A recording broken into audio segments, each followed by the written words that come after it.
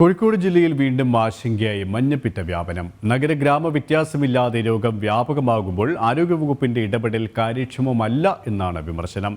വിഷയത്തിൽ അടിയന്തര നടപടി വേണമെന്ന് മനുഷ്യാവകാശ കമ്മീഷൻ കഴിഞ്ഞ ദിവസം ആവശ്യപ്പെട്ടിരുന്നു. മടവൂർ, ചക്കാലക്കൽ, ആരംഭ ഭാഗങ്ങളിലാണ് രോഗം കൂടുതലായും പടർന്നു പിടിക്കുന്നത്.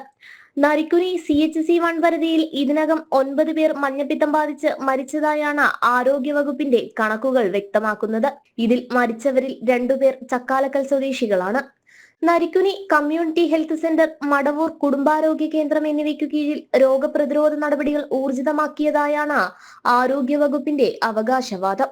മടവൂർ പഞ്ചായത്തിലെ 17 വാർഡുകളിൽ നിന്ന് ശേഖരിച്ച കുടിവെള്ളം പരിശോധിച്ചതിൽ അനുവദനീയമായതിന്റെ 10 ഇരട്ടിയോളം ബാക്ടീരിയ സാന്നിധ്യം കണ്ടെത്തിയിട്ടുണ്ട്.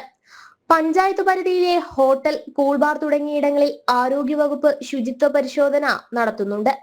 എന്നാൽ മഴക്കാല പൂർവ്വ ശുചീകരണത്തിലടക്കം ആരോഗ്യവകുപ്പ് വരുത്തിയ വീഴ്ചയാണ് നിലവിലെ അവസ്ഥയ്ക്ക് കാരണമെന്നാണ് വിലയിരുത്തൽ. ഈ സാഹചര്യത്തിലാണ് അടിയന്തര നടപടി സ്വീകരിക്കാൻ മനുഷ്യാവകാശ കമ്മീഷന്റെ ഇടപെടൽ. 2 ആഴ്ചയ്ക്കകം റിപ്പോർട്ട് സമർപ്പിക്കാൻ ഭക്ഷ്യസുരക്ഷാ കമ്മീഷണർക്കും മുനിസിപ്പൽ സെക്രട്ടറിക്കും കമ്മീഷൻ നിർദ്ദേശം നൽകിയിരിക്കുകയാണ്. ജനം, കോഴിക്കോട്.